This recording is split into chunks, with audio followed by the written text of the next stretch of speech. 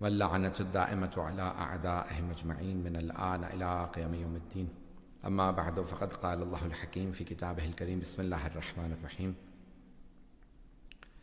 يا أيها الذين آمنوا كتب عليكم الصيام كما كتب على الذين من قبلكم لعلكم تتقون. صدق الله.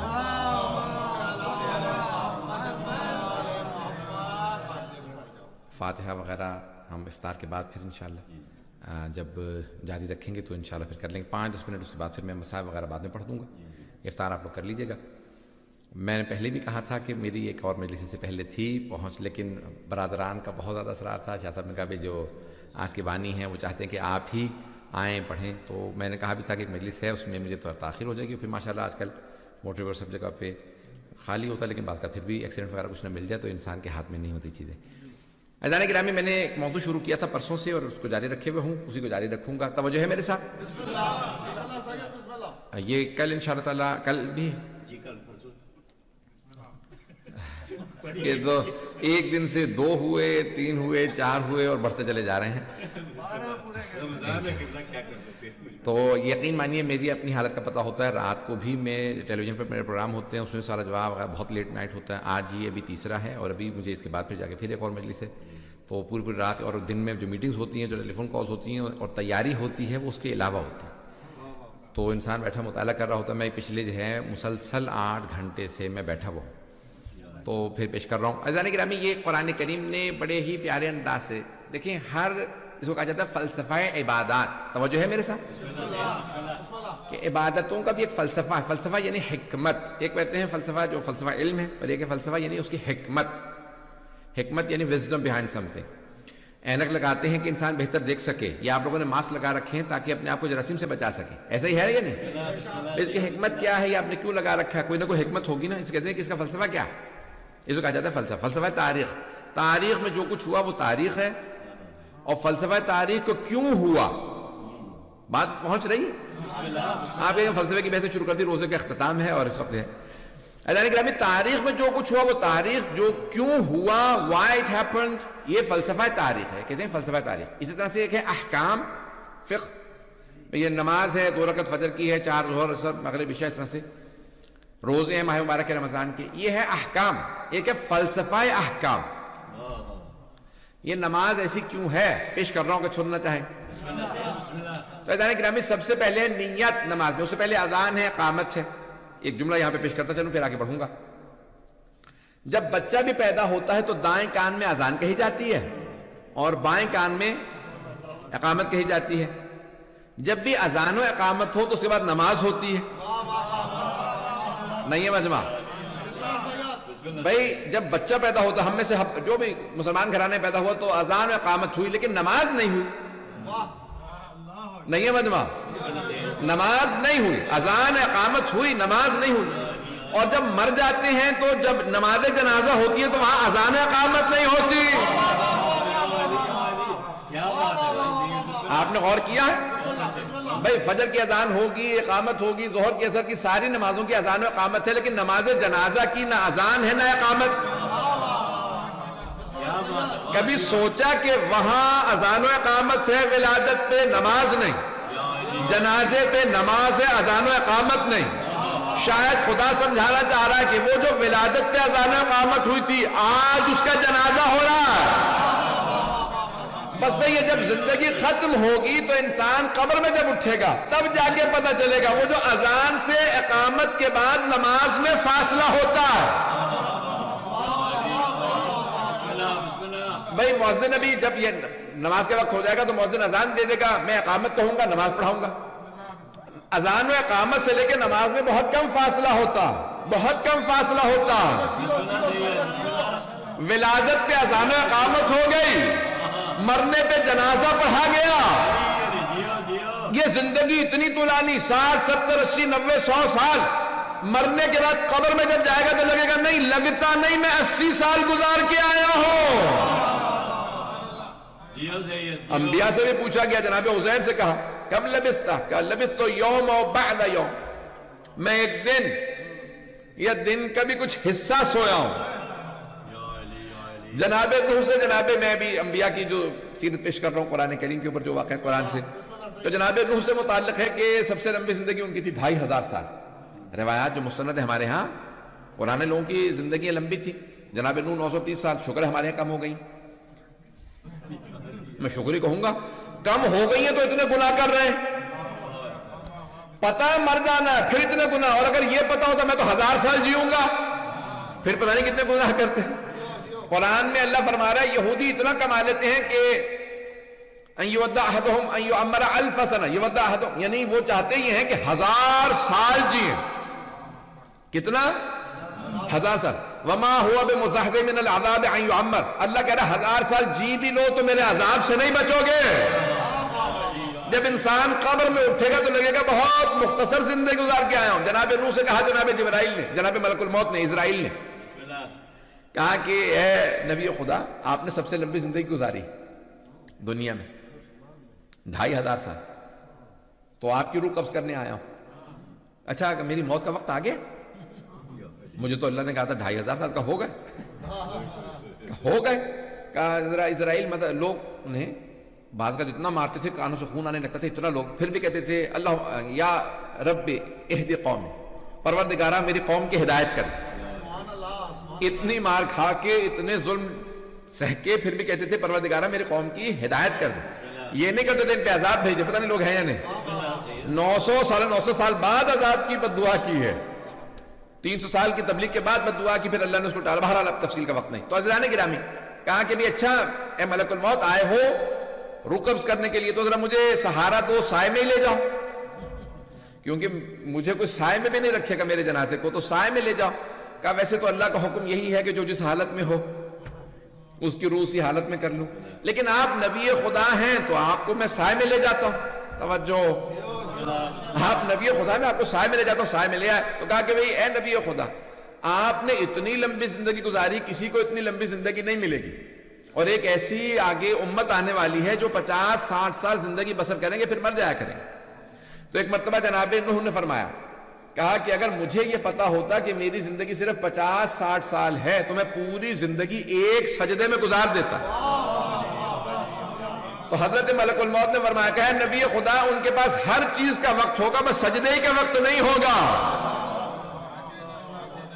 عزیزان گرامی یہ زندگیاں بڑی مختصر ہیں، لیکن ہم یہ سمجھتے ہیں کہ میری زندگی بہت طولانی ہے، مجھے بہت لمبی زندگی ملی ہے، انسان بہت. تو اب یہ فلسفہ احکام میں بیان کر رہا تھا کہ ہر چیز کا کوئی نہ کوئی فلسفہ ہے. اذان و اقامت میں نے شروع کی تھی، وہاں سے میں جنازے پہ کہیں ایک حکمت پیش کرنے چلا گیا تھا. اگر توجہ ہو اتفاقاً مجھے یاد رہ جاتا، پروردگار میں کو بڑا بول نہیں بول رہا ہوں، مجھے معاف کر دے اللہ کہ میں بڑا بول نہیں بول رہا، لیکن مجھے یاد رہ جاتا. میرا حافظہ اتنا ہے کہ میں نے کہاں سے شروع کیا تھا، کون سی مثال دے رہا تھا، کہاں واپس جانا.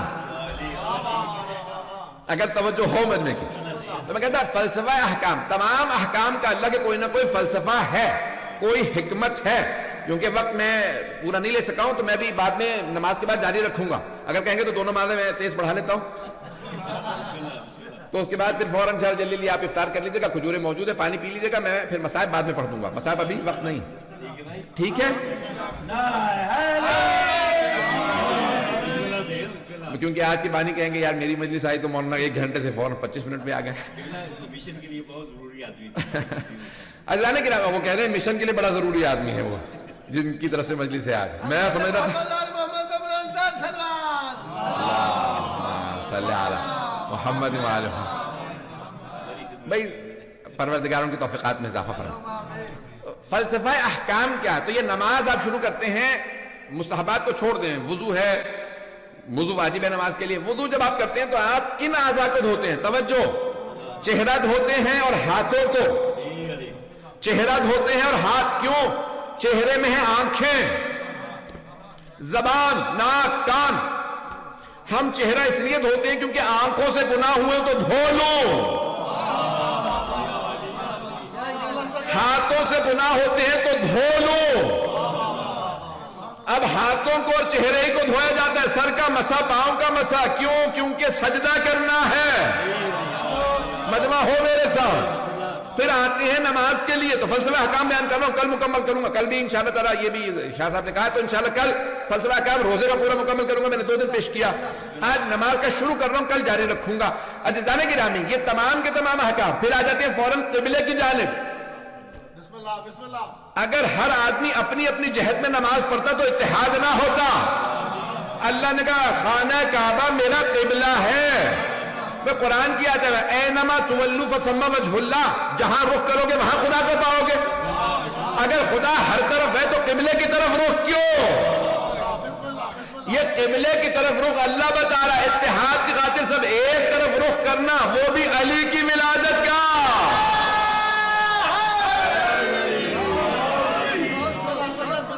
توجہ ہے نا عزیزان گرامی؟ تو اب قبلے کی طرف رخ ہے. پہلے آپ نے وضو کیا، قبلے کی طرف رخ کیا. اب آپ نے نماز شروع کی. نماز شروع کی نیت سے، اور نیت کا خالص ہونا بہت ضروری ہے. نماز، روزے، تمام عبادات میں قربتاً اللہ، قربتاً اللہ نہیں ہونا چاہیے. اللہ، قربتاً اللہ، اللہ سے قرب چاہتا ہوں، اللہ سے قرب چاہتا ہوں. یہ قرب، یہ جو قرب ہے جسمانی نہیں ہے، معنوی ہے. بہت سے مکے میں اللہ کے گھر سے بڑے قریب ہیں لیکن اللہ سے بہت دور ہیں. بہت سے خانہ کعبہ سے بہت دور ہیں، اللہ سے بہت قریب ہیں. اگر بات پہنچ رہی ہو تو جانے گرامی پہلا کام ہے نیت. نیت بہت خالص ہونا ضروری ہے. نیت خالص نہ ہو تو اعمال قبول نہیں ہوتے. عزیزان گرامی اعمال قبول نہیں ہے، کسی کا عمل قبول نہیں، نماز قبول نہیں، روزہ قبول. کیوں؟ نیت خالص نہیں تھی. سارے دیکھ رہے ہیں یہاں شروع اللہ اکبر، دکھاوے کی نیت سے نماز قبول نہیں ہوتی، دکھاوے کی نیت سے روزہ قبول. تمام کی تمام عبادات میں پہلی شرط ہے نیت خالص ہو، سوائے عزائے حسین کے. نہیں ہے مجمع؟ عزائے حسین واحد عبادت ہے جس میں معصوم فرماتے ہیں دکھاوے کے لیے بھی رو تو قبول ہے یا نہیں ہے؟ روایات نہیں سنی کیا آپ نے علماء سے کہ من بکا ہو، ابکا ہو، تباہ کا، جس نے جو رویا، جس نے رلایا، جس نے رونے کا منہ بنایا. منہ تب بنایا جاتا جب رونا نہ آ رہا ہو. حسین ابن علی کے لئے رونے کا منہ بھی بنا لو تو اللہ نے کہا میں نے قبول کیا. آپ کی وجہ سے نہیں کہ میں نے منہ بنا لیا تھا اللہ نے قبول کر لیا. نہیں، حسین کا نام اتنا بلند ہے، پتہ نہیں مجمع ہے یا نہیں، نام اتنا بلند ہے. عزیزان گرامی بس یہ 4 منٹ ہیں، انشاءاللہ بعد میں تھوڑا سا مجھے پڑھنے پڑیں گے، میں نے چھوڑ دیا بیچ میں. عزیزان گرامی پھر آپ نے فوراً کیا کیا؟ نیت کی. ایک بہت بڑے عالم دین کہتے ہیں مجھے سمجھ میں نہیں آتی اتنی سی نیت، اتنا بڑا عمل، اتنی سی نیت اتنا بڑا عمل کھا لیتی ہے. نیت خراب ہوئی، اتنا بڑا عمل، اتنی بڑی نماز، اتنا بڑا روزہ یہ قبول نہیں، اتنا بڑا حج اتنی سی نیت سے ضائع ہو جاتا ہے. تو کہہ لگے میں اکثر سوچا کرتا تھا، پڑھتا تو تھا بہت زیادہ، تو کہہ لگے ممبروں سے سناتا تھا، درس میں بھی کہتا تھا بھئی نیت خالص نہ ہو عمل قبول نہیں ہوتا. کہہ لگے ایک مرتبہ ہوائی جہاز میں بیٹھا، 3 گھنٹے ہو گئے ہوائی جہاز نہیں اڑا. تو طیران نے کہا بھئی کیا بات مصیبت ہے، جہاز اڑا؟ تو ایئر ہوسٹس نے کہا بھئی آقا وہ کیا ہے، کسی ایئر ہوسٹس نے کہا کہ چھوٹا سا چوہا کہیں اس نے دیکھا جہاز میں. تو کہا اتنا چوہا، اتنا بڑا ہاتھی سے بڑا جہاز، چوہا کیا کرنے کا، اڑا تم جہاز کو؟ کہا نہیں آقا یہ اتنا سا چوہا اگر ایک تار کتر دے جہاز کا رابطہ منقطع ہو جائے گا، جہاز گر سکتا. کہا وہ تو کہہ کے چلی گئی، مجھے فوراً خیال آیا ارے یہ نیت ایسی تو ہے، اتنی سی نیت، اتنا بڑا عمل، اتنا بڑا جہاز، اتنا سا چوہا روک سکتا ہے. پتہ نہیں لوگ ہیں یا نہیں. اتنی بڑی نماز، اتنا بڑا روزہ، اتنا بڑا حج، اتنے بڑے بڑے اعمال، نیت خالص ہو تو قبول، نیت خالص نہ ہو تو قبول نہیں. اب ائمہ سے پوچھا شرط کیا ہے کہ قبول ہو جائے؟ کہ علی کی ولایت.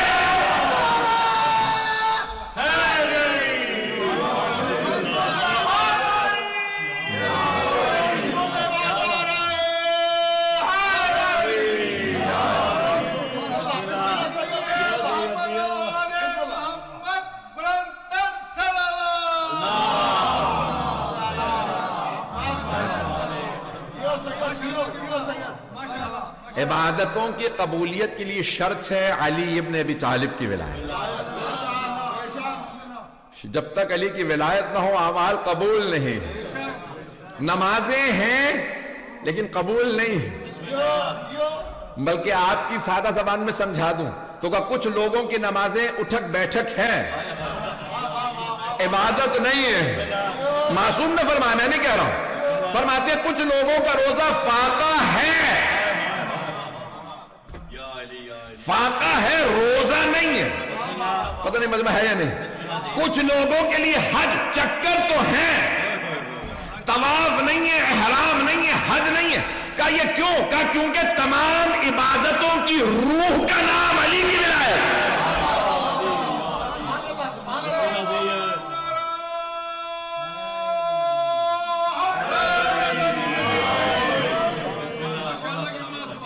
عزیزان گرامی، اگر جسم میں بھی روح نہ ہو تو کسی بھی ڈاکٹر کو لے آئیے گا روح نکل گئی، یہ مردہ ہے۔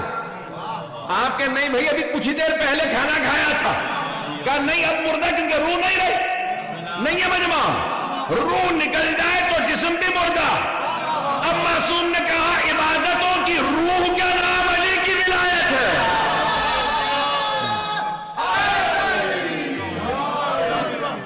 بات بہت ہے جانے کی نام ہے، عبادتوں کی روح ہے ولایت علی ابن ابی طالب۔ کوئی عبادت قبول نہیں جب تک کہ علی کی ولایت نہ ہو۔ اچھا ولایت دکھانے والی چیز نہیں ہے، عقیدے سے تعلق ہے۔ پتہ نہیں مطلب ہے یا نہیں؟ عزیزان گرامی، دکھانے والی چیز نہیں ہے۔ مثال کے طور پہ کبھی میں نے لکھ کے دے دیا، لکھنے سے نہیں ہے، دل میں ہے یا نہیں ہے۔ اور وہ جو قبر میں فرشتے آتے ہیں نا، وہ زبان کو نہیں دل کو جانتے ہیں۔ پتہ نہیں مجمع ہے یا نہیں ہے؟ اسی لیے کہتے ہیں مرنے کے بعد کوئی جھوٹ نہیں بول سکتا۔ آپ کو جیسی سوال ہوگا نا من اماموں کا، خود بخود نکلے گا۔ ماننے والا ہو تو خود ہی کہے گا علی، منکر ہو تو خود بخود کسی اور کا نام، بس نام علی کا نہ آئے وہیں پہ ماں، پھر گرز ہوگا وہ ہوگا۔ حضران گرامی، بغیر علی ابن ابی طالب کے میں تمام ہو گیا ٹائم، میں انشاءاللہ جاری رکھوں۔ عبادتوں کی قبولیت کے لیے ولایت علی شرط ہے۔ کوئی عبادت قبول نہیں ہے جب تک کہ علی کی ولایت نہ ہو۔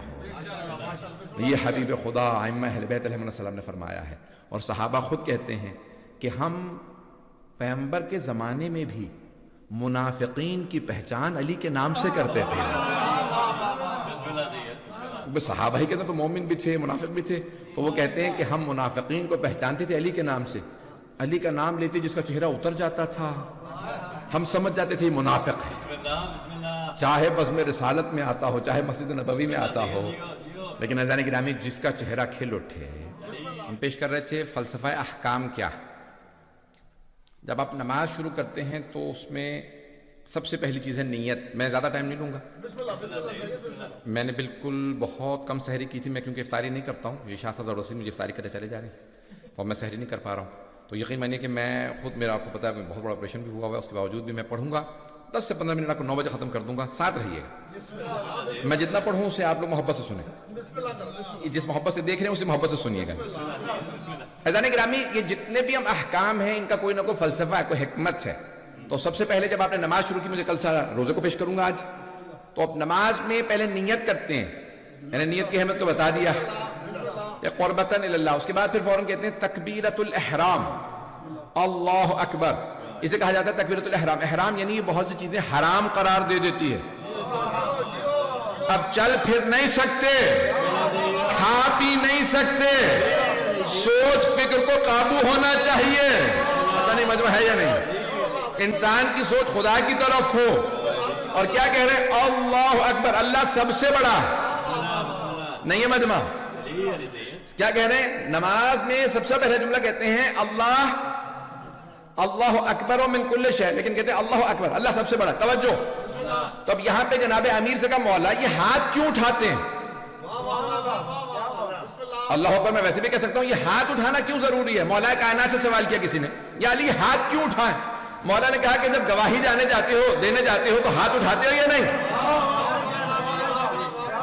انسان ہاتھ اٹھا کے گواہی دے، جو کچھ کہوں گا سچ کہوں گا، سچ کے سوا کچھ نہیں کہوں گا۔ مولا فرماتے ہیں دونوں ہاتھ اٹھا کے کہو، جو کہوں گا سچ کہوں گا، پروردگارا تجھ سے بڑا کوئی نہیں، پھر کم از کم نماز میں تو جھوٹ نہ بولو۔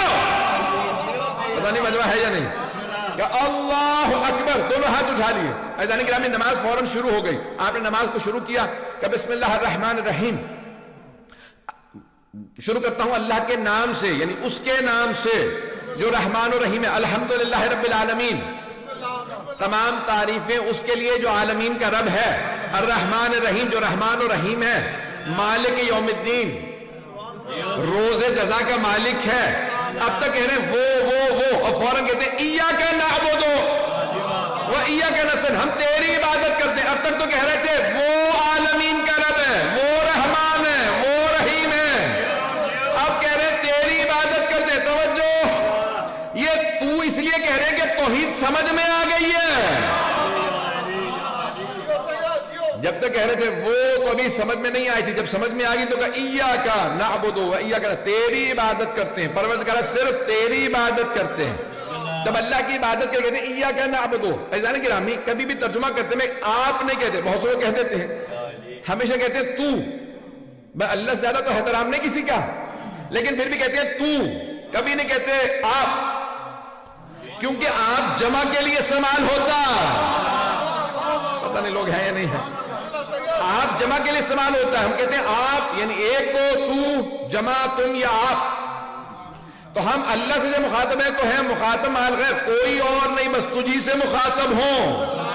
عزیزان کہ اب اسے کہتے ہیں تو. دوسرا اپنائیت کے لیے بھی کہا جاتا ہے. اللہ کہتے ہیں مجھ سے میرا بندہ اتنا آسانی سے بات کرے، جو چاہے مانگ لے. اس کے فوراً بعد کہیں گے اہدنا الصراط المستقیم صراط الذین انعمت علیہم، پروردگار ہمیں صراط مستقیم پہ قائم رکھ. بہت سے مسلمان ترجمہ کرتے ہیں ہدایت دے دے، ہم کہتے ہیں قائم. جو کہتے ہیں ہدایت دے دے وہ کہتے ہیں آمین. ایسا ہے یا نہیں؟ اور جو مانتے ہیں کہ ہیں تو کہتے ہیں الحمدللہ.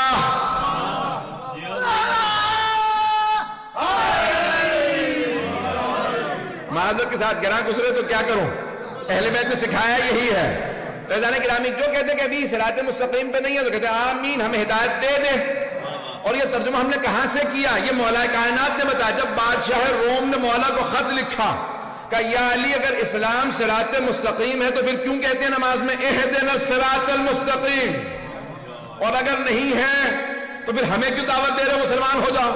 مولا نے کہا صراط مستقیم ہے، اور ہم یہ نہیں کہہ رہے کہ ہدایت دے دے. ثبتنا علی الصراط، ہمیں قائم رکھ. نہیں ہے مجمع. عزیزان گرامی کوئی آدمی جیسے آپ لوگ بیٹھے ہیں، میں کہوں قم، قیام سے ہے قم، کھڑے ہو جائیے. اور اگر کوئی پہلے سے کھڑا ہو اسے کہوں قم، تو یہ نہیں کھڑے ہو جاؤ، کھڑے رہو. پتہ نہیں بات پہنچی ہے نہیں، تو کھڑے رہو. عزیزان گرامی نماز میں کہتے ہیں اہدنا الصراط المستقیم، ہمیں صراط مستقیم پہ قائم رکھ. کون سا راستہ ہے صراط مستقیم؟ میں جانتا ہوں افطار کرنے کے فوراً بعد بالکل انسان کا جو ہے وہ بدن کمزور ہو جاتا ہے اور دماغ جو ہے پوری طرح سے کام نہیں کرتا، لیکن میں بھی پوری بات سنا کے رہوں گا. تو اہدنا الصراط المستقیم صراط الذین انعمت علیہم، جن پہ تو نے انعام کیا ہے ان کے راستے پہ قائم رکھ. انعمتا، الف نون عین میم تے 5 حروف ہیں.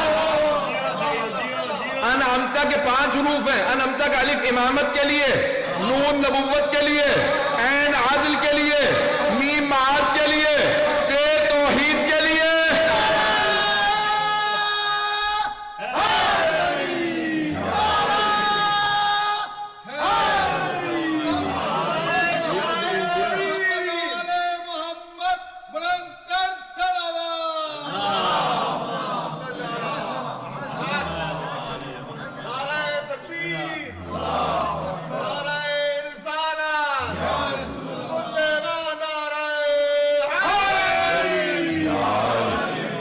توجہ ہے جانے کی نام.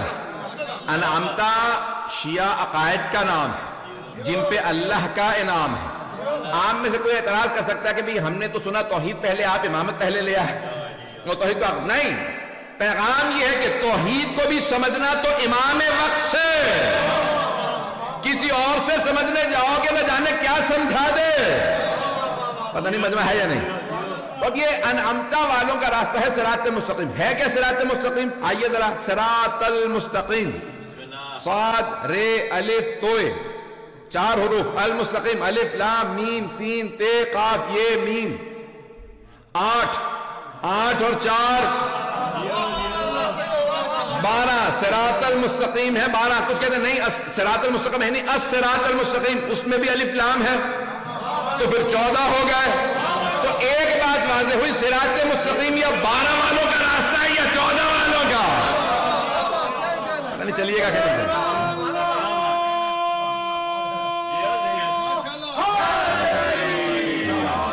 توجہ ہے جانے گرانا. تو یہ صراط مستقیم 12 اور 14 کا راستہ ہے. غیر المغضوب علیہم ولا الضالین، نہ ان میں قرار دے جن پہ تیرا غضب ہے، نہ ان میں قرار دے جو ضالین میں سے ہے. تو پوچھا مولا کائنات سے، مولا یہ کون ہے جن پہ اللہ کا غضب ہے اور کون ہے جو ضالین ہے؟ کہا کہ اللہ نے قرآن میں خود بتا تو دیا، وَبَاءُوا بِغَضَبٍ مِّنَ اللَّهِ. یہودیوں کے لیے کہا کہ جب انہوں نے انبیاء کا قتل کیا تو باءوا بغضب من اللہ، انہوں نے اللہ کا غضب خرید لیا. نہیں ہے مجمع؟ جنہوں نے خرید لیا پھر اللہ کا غضب انہی کے لیے. کم مغضوب علیہم ہے یہودی، اور ظالم کون ہے؟ کہا وہ عیسائی کا، کیونکہ اللہ نے قرآن میں فرمایا ہے، توجہ ہو، کہ جب انہوں نے کہا ثالث و اثنین یعنی 3 ٹرینٹی، 3 کا نظریہ دیا انہوں نے، ٹرینٹی کا، ٹرینٹی. کچھ عیسائی بھی ٹرینٹی میں پھنسے، کچھ مسلمان بھی. پتہ نہیں مجمع پہنچ رہا ہے نہیں پہنچ رہا. فیضان گرامی پورا ٹرینٹی کا تصور دیا کہ بھئی اللہ 3 میں سے تیسرا ہے، ایک اللہ ہے، روح قدس ہے، باپ بیٹا اور روح قدس. تو فیضان گرامی مولا نے کہا کہ اللہ نے کہا جو یہ نظریہ رکھتا ہے کہ اللہ باپ ہے عیسیٰ بیٹا ہے وہ گمراہ ہے، نہ ان میں قرار دے نہ ان میں. اور اگر آپ نے اپنی زبان میں سمجھنا ہو تو پیغمبر نے ایک اور حدیث فرمائی ہے، حبیب خدا فرما رہے ہیں کہ آپ فرماتے ہیں کہ ان اللہ یغضب لغضب فاطمہ وَيَرْضَى لِرَضَاهَا، اللہ فاطمہ کے راضی ہونے سے راضی ہوتا ہے اور ان کے غضبناک ہونے سے غضبناک.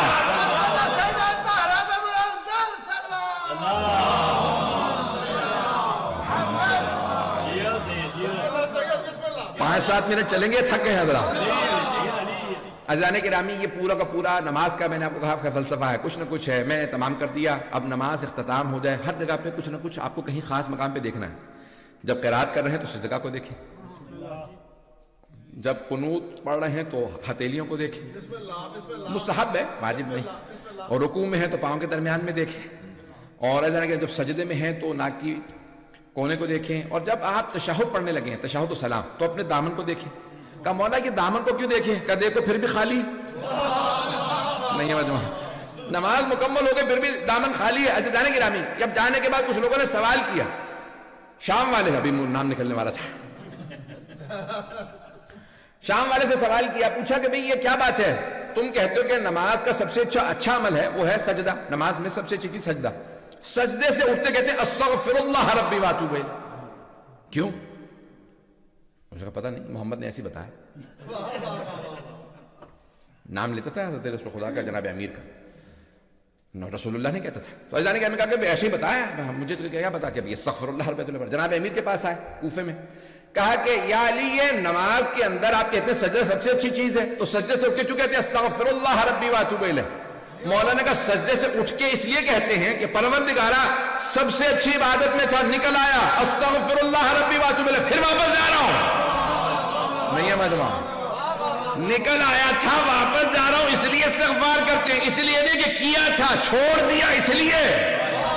پتہ نہیں مجمع بہت ہے یا نہیں بہت. عزیزان گرامی اگر آپ کو عبادات سمجھائیں گے تو آل محمد سمجھائیں گے، عبادات کی حکمت و فلسفہ سمجھائیں گے تو آل محمد سمجھائیں گے. میں انشاءاللہ کل جاری رکھوں گا، بس میں مکمل کیا مضمون کو. یہ تمام عبادات اگر آپ نے اس کے فلسفے کو سمجھنا، حکمت کو، تو خاتون جنت کا بس ایک جملہ ہے جو خطبہ ان کا ہے فدکیہ، خطبہ فدک. اس میں فرماتی ہیں کہ وجعل الصلاۃ تنزیہا عن الکبر، اللہ نے نماز کو تکبر سے بچانے کے لیے بنایا. یہ تکبر سے بچاتی ہے، تکبر سے بچاتی. کیوں؟ سجدہ کر رہے ہیں، رکوع کر رہے ہیں، نماز جھکنا سکھاتی ہے، وہ بھی خالق کے سامنے. ہم دنیا والوں کے سامنے جھک جاتے ہیں، تو پھر خالق کے سامنے کیوں نہ جھکیں؟ فیضان گرامی یہ جھکنا سکھاتی ہے، اس لیے نماز جو ہے وہ ضروری ہے، اور جناب سیدہ فرماتی ہے تکبر سے بچاتی ہے۔ ایک ایک عبادت کا بی بی نے حکمت سمجھائی ہے، میں کل مکمل کروں گا۔ ایک ایک عبادت کا بی بی نے فلسفہ بیان کیا ہے۔ کل انشاءاللہ تعالیٰ کی یہ حج زیارات انشاءاللہ کل پیش کروں گا، لیکن آج سن لیجیے۔ میں نے کل چند جملے مسائل پہ پیش کیے تھے۔ پوری دنیا کے اندر رسم ہے، ابھی اگر آپ دیکھیں دنیا میں حالات خراب ہیں، مختصر سے جملے پیش کروں گا۔ پوری دنیا میں حالات خراب ہیں، جہاں چلے جائیں تو حکمران یہی کہتے نظر آئیں گے، میں کچھ نہیں کر سکتا۔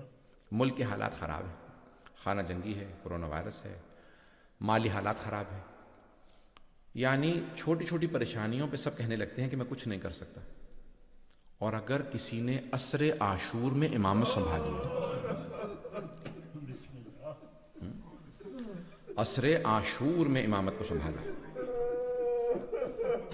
جملہ کہہ رہا ہوں، کوئی بخل نہ کرے۔ عصر عاشور میں اللہ نے حکم دیا، اے سید سجاد آپ کی امامت کا دور شروع ہو گیا۔ مولا سجاد نے ایک شکوے کا جملہ نہیں کہا، پروردگارا میرے بابا کا لاشا تپتی ریت پہ پڑا، نہیں کہا پروردگارا میری پھپھیوں کی چادریں چھین لی گئے، پروردگارا میری چھوٹی سی بہن کو تماچے لگے، نہیں فرمایا میرے گلے میں توپ ہے، میرے ہاتھوں میں ہتھکڑیاں، میرے پاؤں میں بیڑیاں۔ اجرکم اللہ، اجرکم اللہ۔ مولا نے کوئی شکوہ نہیں کیا، کوئی گلہ نہیں کیا، کسی جگہ پہ مولا نے کوئی اعتراض نہیں کیا۔ جانتے کیا کرتے نظر آتے ہیں؟ شکر کرتے نظر آتے ہیں۔ پروردگارا تیرا کیسے شکر ادا کروں، تو نے سارے امتحانوں میں ہمیں کامیاب کیا، جو تو نے عظمت ہمیں دی کسی کو نہیں دی۔ اجرکم اللہ۔ مولا سے پوچھا مولا کس بات کا آپ کے بابا کو صدمہ تھا؟ 4 سے 5 منٹ کی زحمت دوں گا، اور روزہ کھولنے کے بعد بڑا مشکل ہے، پڑھنا بھی سننا بھی، لیکن میں صرف درخواست کروں گا کچھ دیر کے لیے ذرا کربلا چلیے گا۔ پوچھا مولا آپ کے بابا کو کس بات کا سب سے زیادہ صدمہ تھا؟ تو مولا سجاد فرماتے میرے بابا کو 2 باتوں کا بڑا صدمہ تھا، 2 باتوں کا۔ کہ مولا کون سی 2 باتیں؟ کہ جب بچے کہتے تھے نا العطاش العطاش، ہائے پیاس ہائے پیاس، ساقی کوثر کا بیٹا، کہ میرے بابا سے برداشت نہیں ہوتا تھا، بچے رو رو کے کہہ رہے بابا پیاس لگی ہے۔ جب بچے رو کے کہتے تھے جناب سید الشہداء بابا پیاس لگی ہے، کہ مولا دوسری بات کون سی جو آپ کے بابا کو رلاتی تھی؟ مولا خود رونے لگے، ہاں کہ مولا کون سی بات؟ کہ میری پھپھیوں کا پردہ، جب سوچتے تھے ہائے یہ میری بہنیں کوفہ شام کے بازاروں میں۔ اجرکم اللہ، اجرکم اللہ۔ آخری جملہ، اجرکم اللہ۔ میں نے آپ کی زحمت کو تمام کر دیا، آخری جملے سن لیجئے، کوئی رونے میں بخل نہ کرے۔ پوچھا مولا آپ پہ سب سے زیادہ سخت وقت کہاں گزرا؟ مولا نے چیخ کے کہا الشام الشام الشام۔ کیا تھا شام میں؟ میں اپنے الفاظ میں مولا کے الفاظ کو اپنے انداز سے پیش کر رہا ہوں۔ کیا تھا شام میں؟ توجہ بے ادب توجہ۔ مولا کیا تھا شام میں؟ بازار تو کوفے میں بھی تھا، یہ شام کے بازار میں کیوں اتنا روئے مولا سجاد؟ کیونکہ شام کا بازار سجایا گیا تھا، وہاں لوگ خوشیاں منا رہے تھے، ہم نے مار دیا حسین کو۔ الا لعنت اللہ علی القوم الظالمین۔